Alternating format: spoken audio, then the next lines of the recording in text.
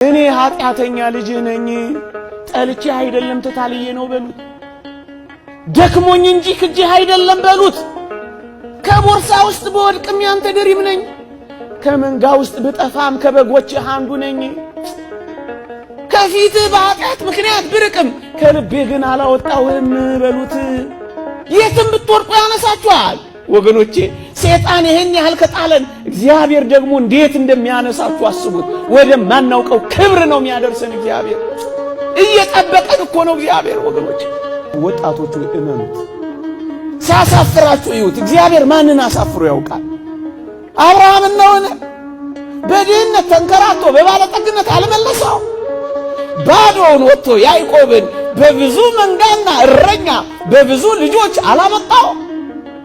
ሙሴን ተመልከቱ፣ ባዶውን ከድሎት ቤት ወጥቶ የሕዝቡ መሪ፣ የመንጋው አስተማሪ፣ የሕጉ መጋቢ፣ የብዙ ራእዮችና ባለጠጎች አላረገው? ታዲያ ይህ እግዚአብሔር ከኛ ጋር የለም?